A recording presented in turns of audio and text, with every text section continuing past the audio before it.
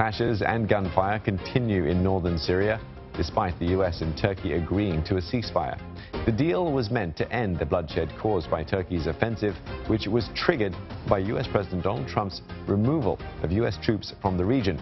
During the 5-day ceasefire, American forces will help Kurdish militia pull out of the conflict area, and that wins Turkey control of the so-called safe zone it wants to establish in Syria. More than 500 people, including dozens of civilians, have been killed, and some 300,000 people have also been displaced from their homes. So how did we get here? Let's give you a recap. Turkey began an offensive against the Kurdish-led forces in northern Syria last week. Their plan to create a safe zone along the Syrian side of the border. And they want the area clear of Kurdish fighters, where millions of Syrian refugees that Turkey is hosting can be resettled. Northeastern Syria is a territory controlled by the Syrian Kurds, who helped the US fight IS. Ain Issa, Al-Hol and Roj are camps and detention facilities near the border. They hold IS fighters and their families.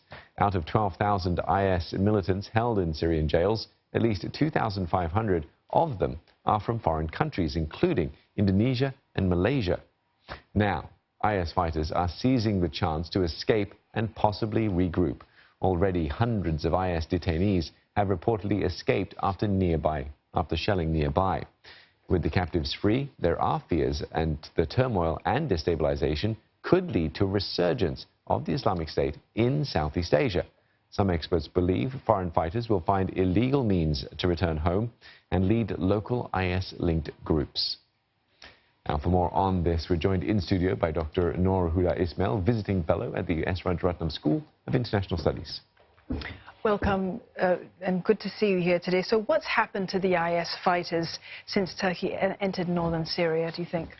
I have lucky enough to have a direct access with this individual, especially because my unique background. I have been working quite sometimes. So my sources there told me that because they are under attack, I think especially on the camp, so the Syrian said, okay, you can go, it's up to you, we cannot do whatever because we are under attack. So some of them managed to escape. What we are really worried when they manage to escape, then they can easily connect through this, you know, through gadgets, you know. It is because this is now the trend after ISIS, no, since 2012, the rise of ISIS has shifted the way radical group recruited. You know, in the past, one has to join a specific organization. In the case of Southeast Asia, individual has to join either JI or JID or all this jihadi group.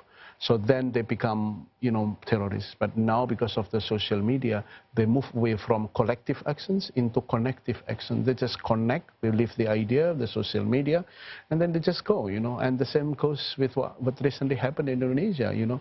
You know, the stabbing of one of our key security, you know, the ministers, you know. And partly because of the radicalization also took place in the online and offline space at the same time. No, I can see you clearly see that as being quite a significant threat. But you have been on the ground in Syria as well, with your experiences. What do you think that the goal will be, the immediate goal will be for those IS fighters that, you know, now have a chance to break free? I mean, the straightforward what they will do, of course, for their own survival, but the best way to reconnect will be through social media, encrypted WhatsApp, Telegram, because up to this day, you know, they keep changing, and then people, like, with the nature of my work, I can get access of these people. This is exactly what they have been talking to, you know. They try to revive the network. Touch wood, hopefully they will not be able to go back, but to understand that, we have to classify it. There are those who really want to stay and they prefer to stay there. And then some of them really want to go back in other conflict zone because this is their call. And some of them really just the victim, especially the children, you know. But because when we talk about foreign fighter, we tend to lump them together in the same box. All of them are fighters. But with the case of ISIS, we are seeing number of family carrying with them children, you know. When I was in Syria, and, you know, in August 2017, we are part of the process of rescuing some of the Indonesians who managed to escape. And then we see a number of children there. You know, it's clearly we have to come up with a completely different angle and approach to deal with these people, with especially the children. And then some countries already take initiative, you know, took initiative to bring the children back. And this is another challenge too, you know. So for us, because like, okay, this is new, you know. Like we have to look at. I always tend to call it. We need to have a nuanced understanding. You cannot put them in the same box, you know, because some of them are women, and then we cannot also say that woman will not pose threat because man is not inherently violent and woman is not inherently peaceful as well. You can't make assumptions. You cannot make assumptions. It has to do with socialization and the relations, you know.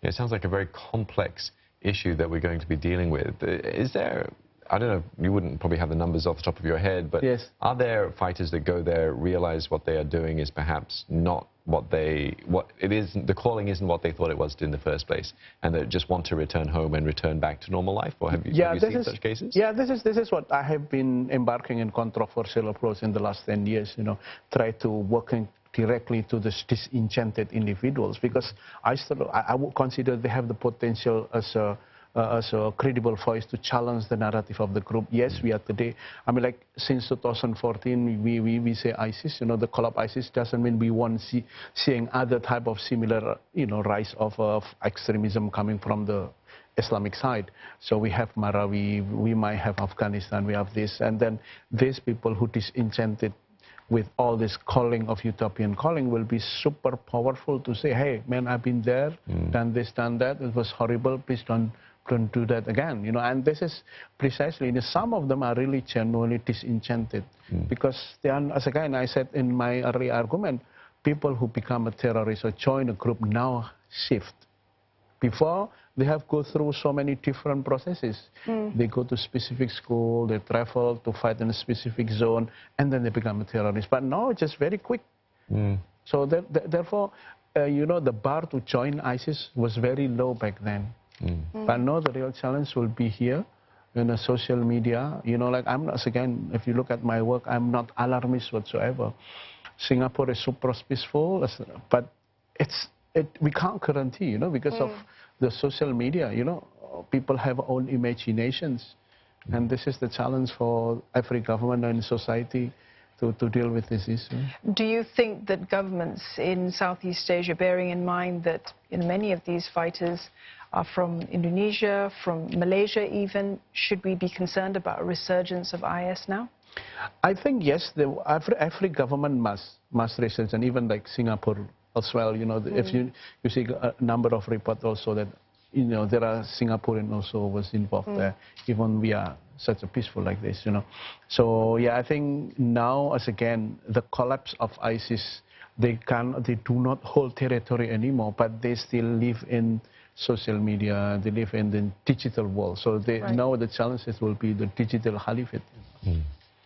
Dr. Noor, thank you very much for coming into the studios to share your perspectives with us on these developments. Dr. Noor Huda Ismail, the visiting fellow at the Rajaratnam School of International Studies.